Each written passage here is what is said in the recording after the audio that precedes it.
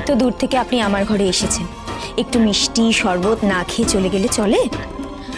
না না, তার কোনো দরকার নেই। আমি মায়া, সখী, ছোট কুমারের জন্য একটু মিষ্টি শরবত নিয়ে এসো। আসছি সখী।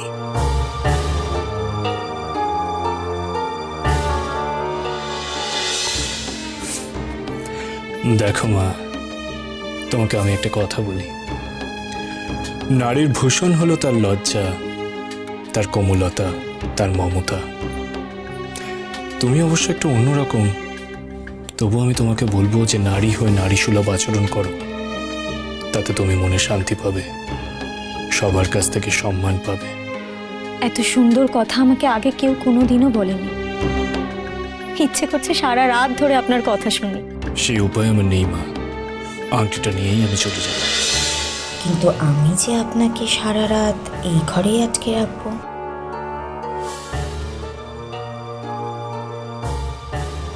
মা, তুমি যে কি দেখো আমার মুখের দিকে তাকিয়ে।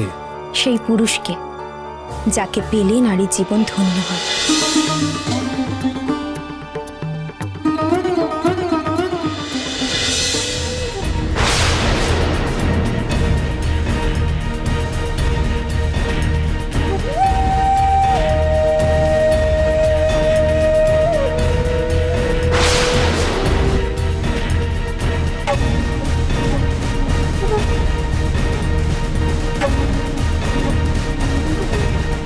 সখী,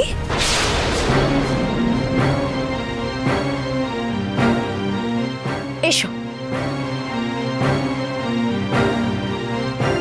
তুমি যাও। নিন, এই শরবতটুকু পান করুন আর মিষ্টিগুলো খান।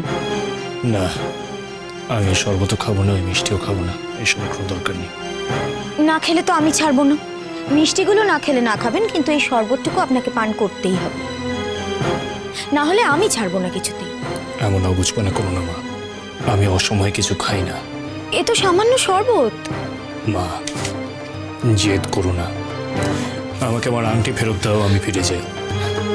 দেব না তো বলিনি, কিন্তু তবে এই শরবতটা পান করার পর। নিন, ধরুন। নিন, ধরুন। কাঁদিসনে নয়ন, কাঁদিসনে আর কাঁদিসনে নয়ন, তোরা কাঁদলে কাঁদে ও মা কালী, তোরা কাঁদলে কাঁদে ও মা কালী, কাঁদে মহাদেবের মন, কাঁদিসনে আর কাঁদিসনে নয়ন।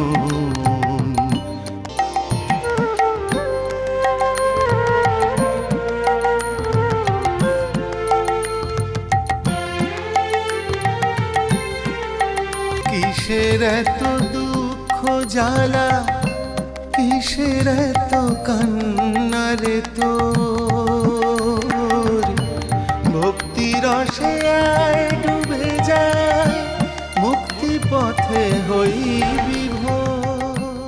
এ কি হলো? আমি গান শুনতে শুনতে এমন বিভোর হয়ে গেলেন, মনে হচ্ছে বাচ্চা হারিয়েছেন। রাজা হলেও সাধুর আচরণ। মায়ের নাম গান শুনে এমন আচরণ তো সাধুদেরই হয়। সাধুর মন বলেই ছোট কুমার আমাকে মা বলে ডাকে। কিন্তু আজ যে উনি কি বিপদে পড়বেন তা উনি নিজেই জানেন না। পাপিনে, তোর এত বড় সাহস!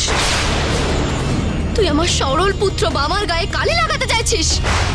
আমার সহজ মনের আত্মভোলা ছেলেকে তুই পাকে ফেলতে চাইছিস? এবার দেখ, দেখ তোর জীবনে কত বড় সর্বনাশ আসতে চলেছে। দেখ, তুই যে পাপ কাজ করেছিস সেই পাপের শাস্তি তোকে পেতেই হবে।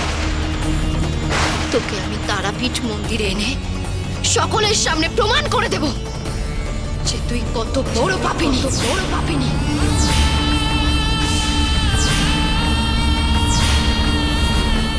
দেবী তারা ক্রুদ্ধ হয়েছেন, দেবীকে বোঝাতে হবে।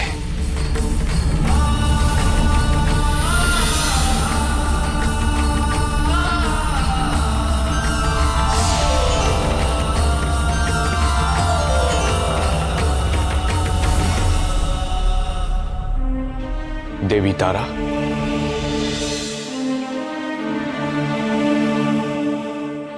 প্রণাম দেবাদিদেব। হে দেব, আপনি তো সবই তো জানেন, আপনি সবটাই তো দেখতে পাচ্ছেন। ওই চন্দ্রলতার মতো নারীরা নারী নামে কলঙ্ক। আপনি তো জানেন দেবী তারা, নারীর অনেক রূপ, তারা সেই প্রকৃতি দিয়ে তৈরি। তাই সে ছলনা জানে, চপলতা জানে। নারী সৃষ্টি করতে পারে, সেই সৃষ্টিকে পালন করতে পারে, আবার মারতেও পারে। আপনার কথার ইঙ্গিত আমি বুঝেছি দেব। প্রয়োজনে আমার পুত্র বামাকে বাঁচাতে আমি আবার সংহার মূর্তি ধারণ করব।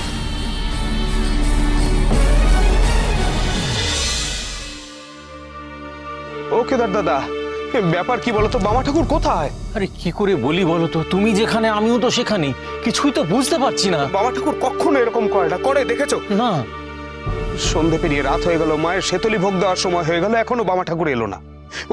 ওদিকে শ্মশানে লোক পাঠালাম, সেখানে বামা ঠাকুর নেই। ঘরে লোক পাঠালাম, সেখানে বামা ঠাকুর নেই। কোথায় যে আছে কিছু বুঝতে পারছি না। আমার খুব দুশ্চিন্তা হচ্ছে, জানো তো কেদার দাদা, কি যে করি এখন আমি। বলো, হ্যাঁ বলো, বামা ঠাকুর কোথায় রে? বামা ঠাকুর তো বল্লভ, বলছিলাম যে আমি যে এমন সাজে রাতে গেছিলাম, এই ভোর করে কুটিরে ফিরছি, এসব কথা তুই যেন কাউকে বলিস না। কি রে বল। হ্যাঁ, বামা ঠাকুর কোথায় বলো তো? আরে দূর বাবা, আমি যদি জানতাম মামা ঠাকুর কোথায়, তাহলে কি আর তোকে জিজ্ঞেস করতাম? হ্যাঁ, তাও তো বট।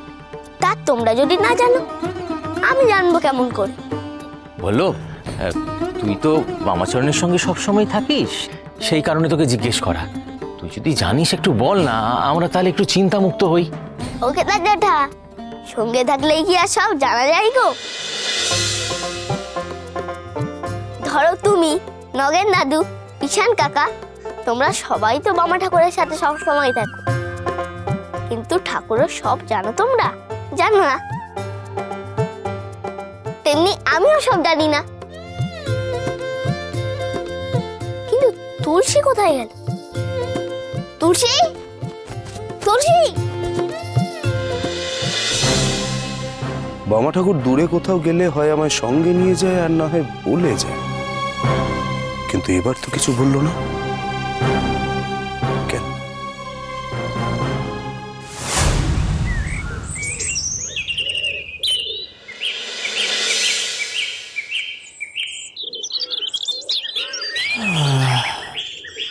জয় তারা,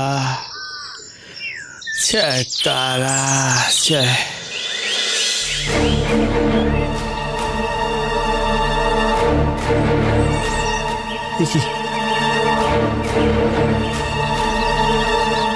কি আমি এখানে কেন?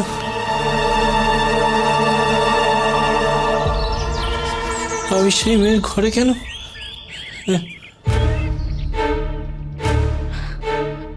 আপনি উঠে পড়েছেন ছোট কুমার?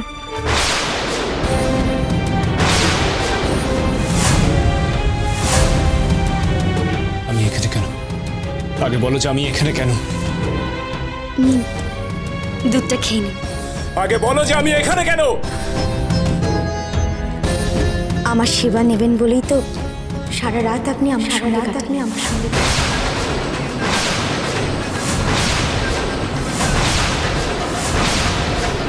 কি? কাল সারা রাত আমি? না না না, তুমি মিথ্যে বলছো মেয়ে, তুমি মিথ্যে বলছো। দিনের আলোয় আপনার খারাপ লাগছে, তাই বলে রাতের সত্যিটা তো আর মিথ্যে হয়ে যায় না। কাল রাতে কি হয়েছিল সে কথা কি আর আপনার স্মরণে আছে ছোট কুমার? মহাপীঠ